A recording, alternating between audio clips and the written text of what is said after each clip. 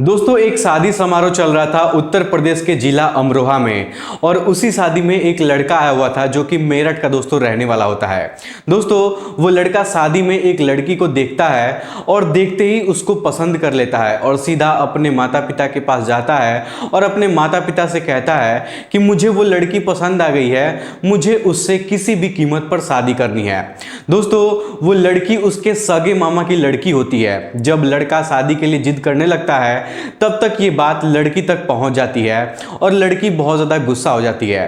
दोस्तों वो लड़की शादी करने से इनकार कर देती है। वो लड़की कहती है कि मैं तो तुम्हारी शक्ल देखना भी पसंद नहीं करती हूँ।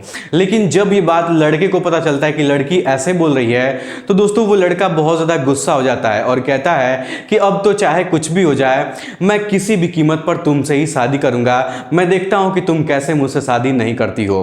दोस्तों वो लड़का अपने माता पिता से बात करता है और अपने मामा जी से भी बात करता है। कुल मिलाकर दोनों की शादी तय कर दी जाती है और कुछ समय बाद दोनों की शादी घर वालों की मर्जी से धूमधाम से कर दी जाती है। दोस्तों शादी के बाद लड़की अपने ससुराल जाती है और रात को सुहाग रात का समय था तो लड़की अपने बिस्तर पर बैठी हुई थी और लड़का भी उसके सामने बैठा हुआ था। लेकिन दोस्तों दोनों एक दूसरे से बातचीत नहीं कर रहे थे, चुपचाप बैठे हुए थे। लेकिन जैसे ही कुछ देर होता है तो कुछ देर बाद लड़का लड़की से पूछता है कि तुम्हारे पापा इस शादी में कितने रुपए खर्च किए हैं। तब दोस्तों लड़की कहती है कि अगर तुम जानना चाहते हो तो मैं तुम्हें बता देती हूं, मेरे शादी में लगभग 25 लाख रुपए के आसपास खर्च हुआ है। दोस्तों जैसे ही ये बात वो लड़का सुनता है तो लड़की से कहता है कि मैं ये शादी सिर्फ इसलिए किया था ताकि तुमसे अपनी बेइज्जती का बदला ले सकूं। कल सुबह मैं 25 लाख रुपए का व्यवस्था करके तुम्हें दे दूंगा और तुम पैसा लेकर अपने घर चली जाना। मैं तुम्हें तलाक देना चाहता हूं, मैं तुम्हारे साथ नहीं रहना चाहता हूं।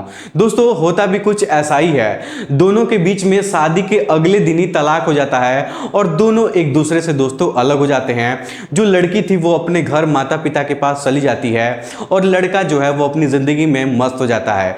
दोस्तों वो शादी सिर्फ अपना बदला लेने के लिए किया था। दोस्तों ये घटना साल 2015 की है, लेकिन अभी साल 2024 चल रहा है और अभी तक लड़की शादी अपनी नहीं की है। दोस्तों उस लड़के की जिद की वजह से लड़की की जिंदगी पूरी तरीके से बर्बाद हो गई। जब लड़की की शादी करने के लिए उसके घर वाले बातचीत करते हैं तो दोस्तों वो लड़की बहुत ज्यादा शादी के नाम पर घबरा जाती है, बहुत ज्यादा वो परेशान हो जाती है। और जाहिर सी बात है किसी भी लड़की के साथ अगर ऐसा हादसा होगा तो वो शादी के नाम से ही डर जाएगी। लेकिन दोस्तों आज की कहानी जो मैं आपको सुनाने जा रहा हूं, इस कहानी में भी सेम कुछ ऐसा ही होता है। इस कहानी में एक पति और एक पत्नी एक दूसरे से अलग हो जाते हैं और जब अलग होने के बाद मिलते हैं तो ये बात ना सिर्फ उनके तक सीमित रहती है बल्कि ये बात पूरी दुनिया वालों को खबर लग जाती है कि इस दुनिया में किसी ने प्यार किया था। दोस्तों पति और पत्नी जब बिछड़ते हैं तो इस कदर बिछड़ते हैं कि दोबारा जिंदगी में मिलने का नाम नहीं लेते हैं और जब वो मिलते हैं तो इस कदर मिलते हैं कि जिंदगी में कभी भी उनको कोई अलग करने वाला नहीं होता है। दोस्तों बहुत ही ज्यादा इंटरेस्टिंग कहानी है, दिल को छू जाने वाली कहानी है। आइए जानते हैं पूरी कहानी इस वीडियो के माध्यम से। लेकिन दोस्तों वीडियो में आगे बढ़ने से पहले वही आप लोगों से छोटा सा रिक्वेस्ट है कि अगर आप लोग हमारे चैनल पर पहली बार विजिट कर रहे हैं तो आप लोगों से मैं चाहूंगा कि चैनल को सब्सक्राइब कर लीजिए और वीडियो को लाइक कर दीजिए ताकि जो मेरा हौसला है वो और भी ज्यादा बढ़ता रहे और भी ज्यादा मैं इंटरेस्टिंग कहानियां आप लोग को हमेशा ऐसे ही सुनाता रहूं। दोस्तों ये सच्ची घटना उत्तर प्रदेश के रामपुर की है। दोस्तों इस कहानी की शुरुआत हुई थी सन 2004 से। एक लड़का जिसका नाम आरिफ होता है और आरिफ की शादी रामपुर के रहने वाली उमा नाम के लड़की से हो जाती है। दोस्तों उमा शहर की रहने वाली होती है और आरिफ गांव का रहने वाला होता है। दोनों की शादी तो हो जाती है लेकिन दोस्तों उमा गांव में एडजस्ट नहीं कर पा रही थी। उसको गांव का माहौल अच्छा नहीं लग रहा था। उमा को गांव में बहुत ज्यादा दिक्कत परेशानियों का सामना करना पड़ता था। लेकिन अब शादी तो हो गई थी तो मजबूरी थी, उमा चाह कर भी कुछ नहीं कर पा रही थी।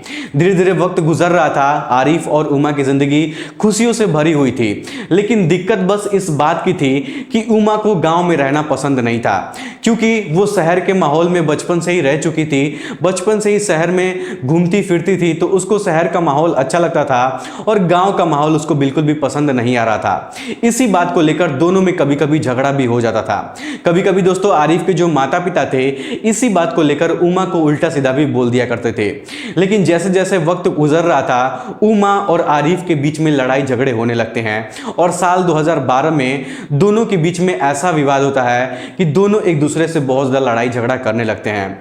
दोस्तों यहां तक कि उनके लड़ाई झगड़े से आरिफ आरिफ के माता पिता और उमा के माता पिता दोनों के घर वाले बहुत ज़्यादा परेशान हो चुके थे। लेकिन दोस्तों इतने सालों में उमा के 4 बच्चे भी पैदा हो गए थे, जिसमें से 3 लड़कियां थीं और 1 लड़का था।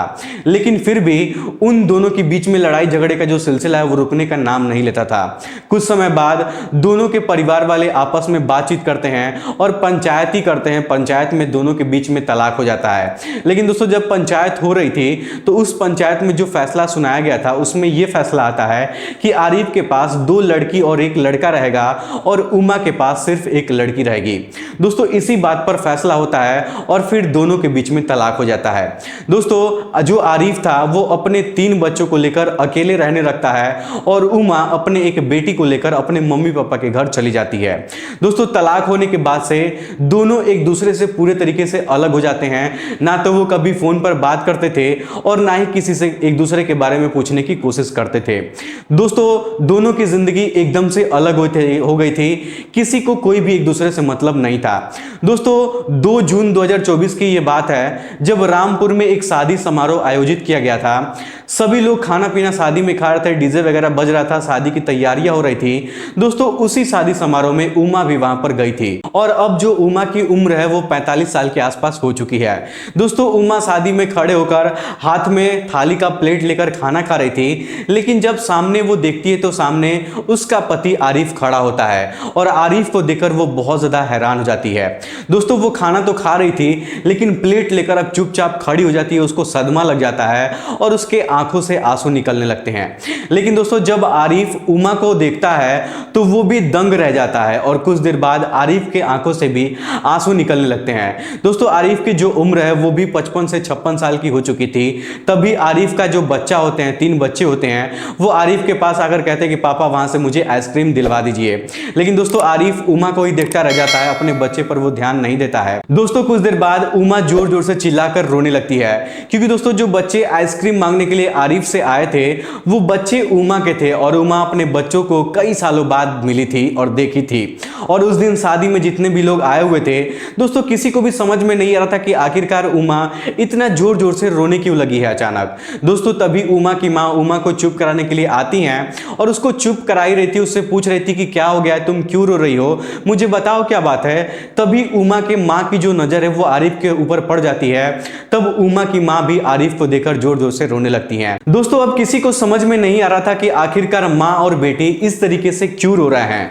दोस्तों आरिफ भी वहां पर खड़ा था और उसके आंखों से आंसू गिर रहे थे लेकिन वो किसी कुछ बता नहीं रहा था और कुछ बोल नहीं रहा था। दोस्तों सभी लोगों को जब पता चलता है कि उमा क्यों रो रही है और उसके रोने का वजह जब आसपास के लोगों को पता चल जाता है तब कुछ लोग उमा से कहते हैं कि बेटा एक काम करो, साइड में बैठकर तुम आरिफ से कुछ देर तक बात कर लो। लेकिन दोस्तों आरिफ उमा से बात करना नहीं चाहता था और जो उमा थी वो भी आरिफ से बात करना नहीं चाहती थी। लेकिन उन दोनों ने एक साथ जो वक्त गुजारा था उस वक्त को याद करके जो उमा थी उसके आंखों से आंसू निकल गए थे। दोस्तों उमा और आरिफ के बीच में जब तलाक हुआ था तो पूरे 12 साल बाद वो लोग शादी समारोह में मिले थे और इन 12 सालों के अंदर कभी भी एक दूसरे से बात नहीं किए थे। दोस्तों देखते ही देखते सैकड़ों लोगों की संख्या में वहां पर खड़े हो जाते हैं, सब लोग इकट्ठा हो जाते हैं और फिर आरिफ और जो उमा थी दोनों एक दूसरे से बातचीत करते हैं, दोनों एक दूसरे का नंबर एक्सचेंज करते हैं और वहां से वो लोग घर चले जाते हैं। दोस्तों उमा भी आरिफ से कुछ नहीं बोलती है और आरिफ और उमा दोनों लोग अपने अपने घर चले जाते हैं। लेकिन घर जाने के बाद दोनों लोग व्हाट्सएप पर मैसेज करते हैं तो दोनों का मैसेज सिर्फ इतना सा था कि हो सके तो तुम मुझे माफ कर देना और यही बात आरिफ भी लिखा था कि हो सके तो मुझे तुम माफ कर देना। दोस्तों जब दोनों की बात एक ही निकलती है तो दोनों के बीच में बात करने का जो सिलसिला है वो अब धीरे धीरे बढ़ने लगता है और दोनों एक दूसरे के करीब आने लगते हैं। तब आरिफ कहता है कि जब हम लोग की शादी हुई थी तो तुम कितनी खूबसूरत लगती थी, लेकिन देखो अभी जो तुम्हारी उम्र है वो 43-44 साल के आसपास हो चुकी है। तब उमा जो है वो आरिफ से कहती है कि तुम भी कुछ कम नहीं हो, तुम्हारी भी जो उम्र है वो 50 साल के आसपास हो चुकी है और तुम भी पहले से बहुत ज़्यादा बदल चुके हो, तुम्हारा शरीर भी बिल्कुल चेंज हो गया है। दोस्तों दोनों के बीच में जो बात का सिलसिला है वैसे ऐसे ही चलता रहता है और दोनों एक दूसरे से कहते हैं कि क्या हम दोनों फिर से शादी कर सकते हैं, क्या हम दोनों फिर से एक साथ रह सकते हैं। तब दोस्तों आरिफ कहता है कि हाँ क्यों नहीं, ऐसा हो सकता है। तब आरिफ अपने घर वालों से बातचीत करता है और उमा भी अपने घर वालों से बातचीत करती है तो दोस्तों दोनों के घर वाले शादी के लिए राजी हो जाते हैं और दोस्तों फिर से 45 साल की उम्र में दोनों की शादी होती है और दोनों के परिवार वाले एक हो जाते हैं। दोस्तों उमा के पास एक लड़की थी और आरिफ के पास 2 लड़की और एक लड़का था। जब सभी लोग एक साथ मिलते हैं तो एक हंसी खुशी परिवार हो जाता है। दोस्तों आरिफ के पास 2 लड़कियां और एक लड़के थे। वो लोग अपनी मां को भूल चुके थे क्योंकि बचपन में ही मां बाप का तलाक हो गया था और उमा के पास जो लड़की थी वो अपने पापा को भूल चुकी थी क्योंकि दोस्तों जब इन लोग का तलाक हुआ था तो जो बच्चे थे वो बहुत अभी छोटे छोटे थे। जब इतने सालों बाद दोनों लोग एक दूसरे से मिलते हैं और सभी बच्चे एक दूसरे से मिलते हैं तो उस परिवार में खुशी का माहौल छा जाता है।